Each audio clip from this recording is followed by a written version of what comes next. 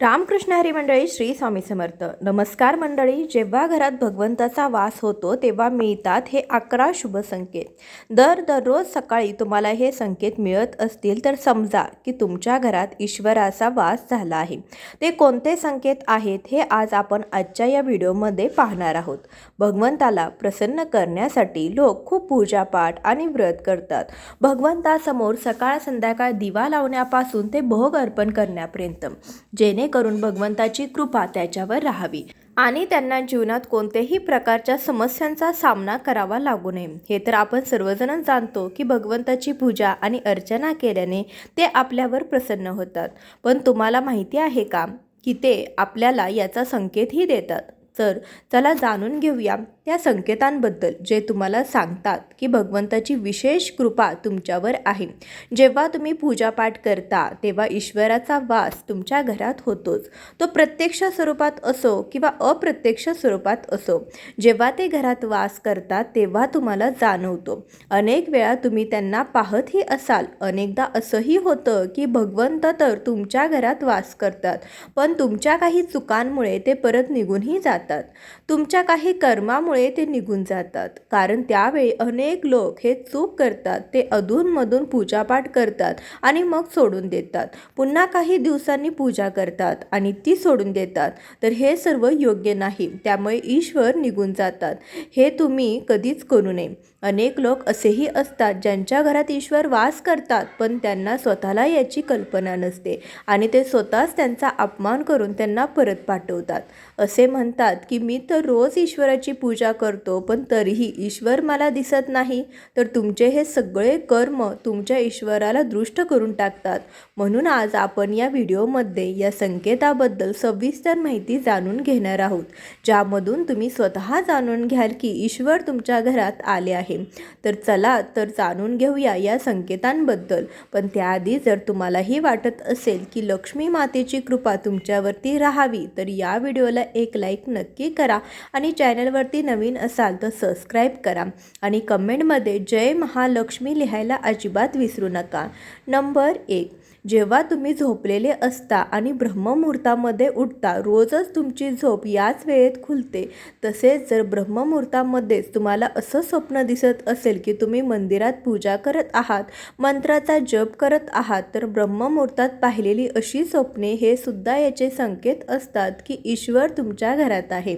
Number 2, जर तुम्हाला ब्रह्ममुहूर्तातच शंखाचा आवाज ऐकू येत असेल, मंत्राचा आवाज ऐकू येत असेल, घंटाचा आवाज ऐकू येत असेल किंवा एखादं नाव जसं की कोणी तुम्हाला राम राम म्हणत आहे असा आवाज जर तुम्हाला ऐकू येत असेल, तर हा दुसरा संकेत असतो. त्यातून हे समजतं की भगवंत तुमच्या घरात आले आहेत.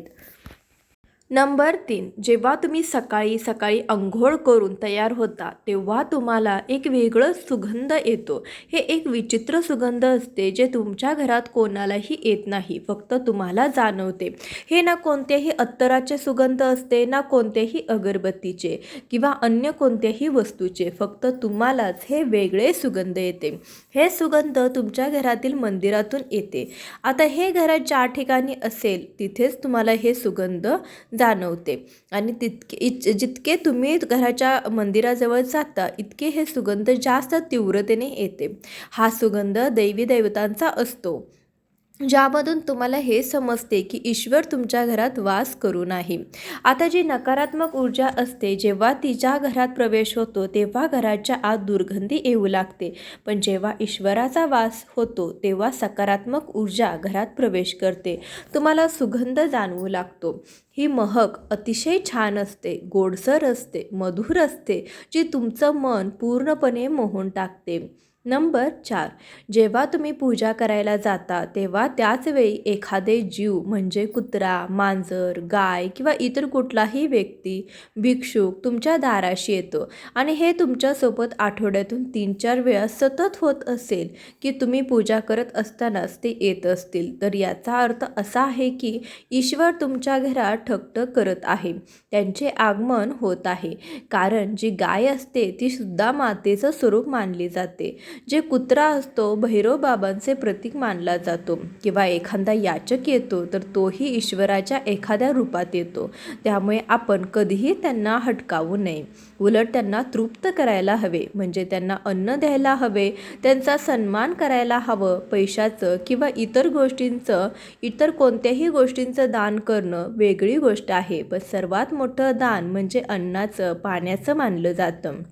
नंबर 5, जर तुम्हाला रात्री झोपेदरम्यान वारंवार स्वप्न पडत असतील आणि त्या स्वप्नात मंदिर, भगवंताची मूर्ती किंवा फोटो दिसत असेल, तर याचा अर्थ असा आहे की तुमच्यावर भगवंताची कृपा आहे.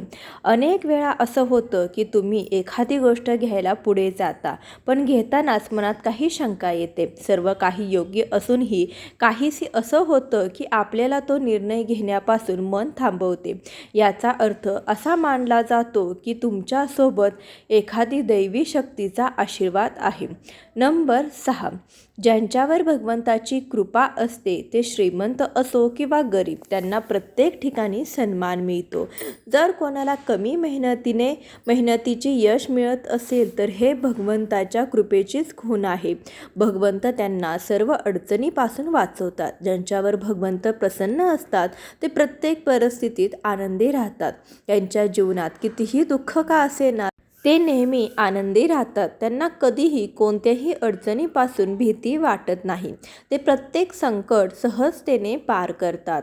नंबर 7, घुबड दिसणे हे शुभ मानलं जातं. हिंदू धर्मात घुबडाला खूप महत्त्वाचे स्थान दिले गेले आहे. म्हणून जर तुम्हाला कुठे घुबड दिसलं तर हे एक अत्यंत शुभ संकेत मानले जातात. कुठल्याही ठिकाणी अचानक घुबड दिसलं तर समजा की लवकरच माता लक्ष्मी तुमच्या घरी येणार आहे. नंबर 8, खाण्यापिण्यात बदल होऊ लागतो. माता लक्ष्मी ज्या घरात येते त्या घरातील लोकांच्या खाण्यापिण्याच्या सवयी बदलू लागतात. असं सांगितलं जातं की अशा घरामध्ये लोकांना भूक कमी लागते. विशेष बाब म्हणजे अशा लोकांना कमी अन्न हे पुरेसे वाटू लागतं. याशिवाय अशा घरातील लोक व्यसन आणि मांसाहारापासून दूर होऊ लागतात. नंबर 9, धनाची देवी माता लक्ष्मी यांना स्वच्छता खूप प्रिय असते. ज्या घरामध्ये स्वच्छता असते माता लक्ष्मी या घरात वास करतात. याशिवाय माता लक्ष्मीला स्वच्छतेसाठी वापरली जाणारी झाडू ही देखील खूप प्रिय असते. असं सांगितलं जातं की सकाळच्या वेळी कुठे जात असताना जर तुम्हाला एखादा व्यक्ती घराबाहेर झाडू मारताना दिसला तर हा खूप शुभ संकेत असतो. नंबर 10, शंखांचा आवाज शुभ संकेत देतो. हिंदू धर्मात शंखाला एक महत्त्वाचं स्थान दिलं गेलं आहे.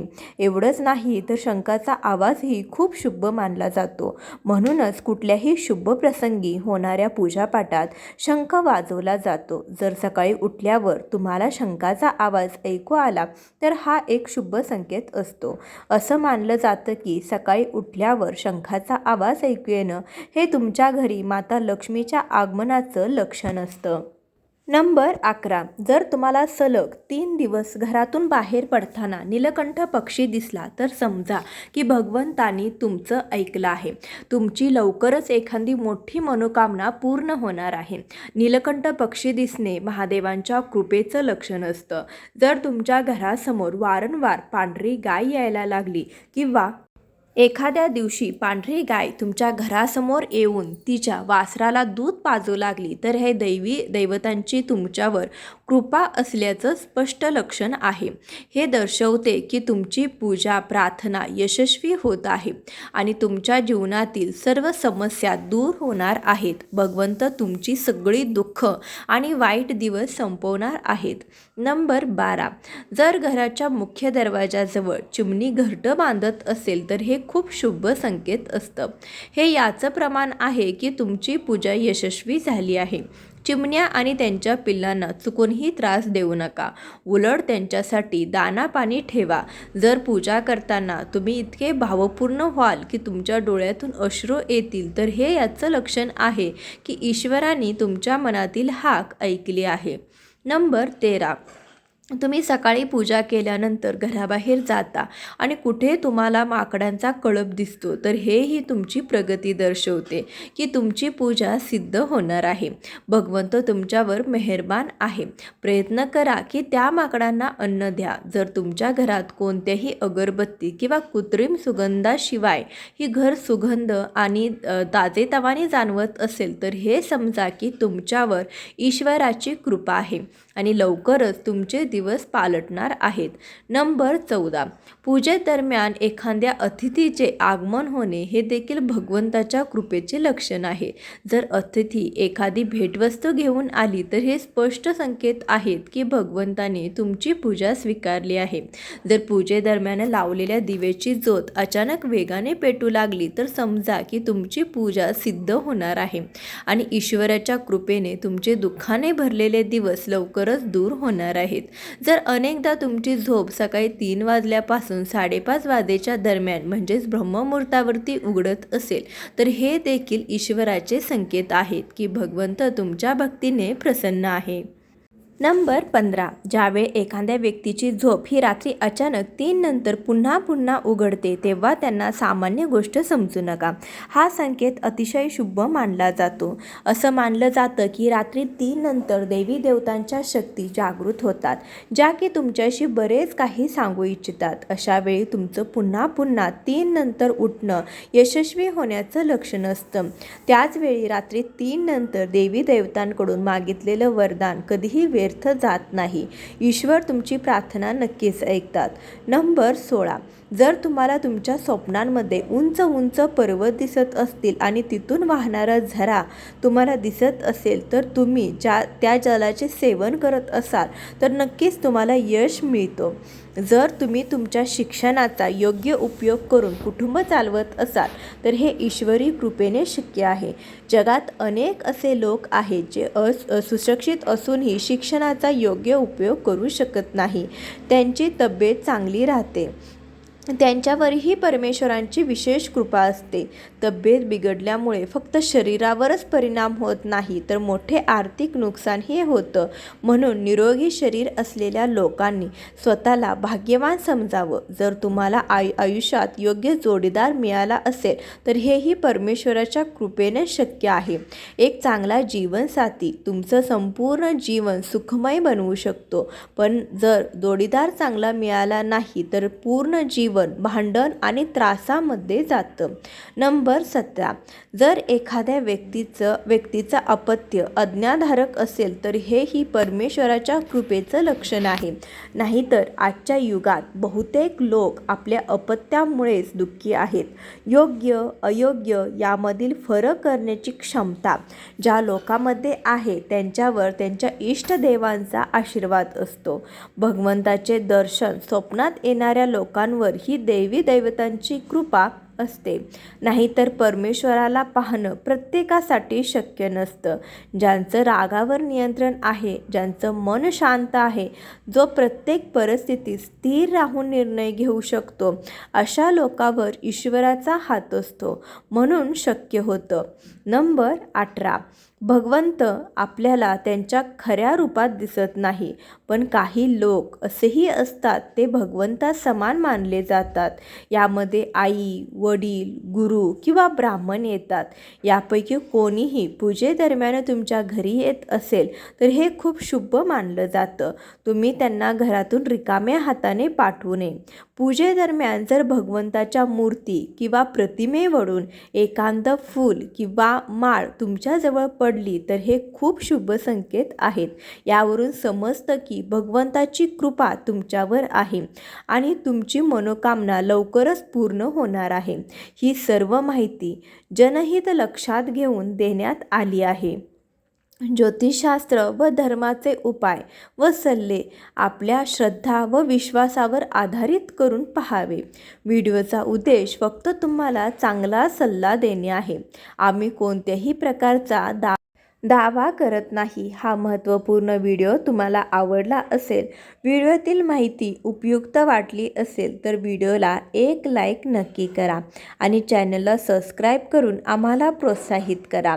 तसेच आपण सर्वांनी हा व्हिडिओ संपूर्ण पाहिल्याबद्दल आपणा सर्वांचे मनपूर्वक आभार. धन्यवाद. श्री स्वामी समर्थ. जय महालक्ष्मी.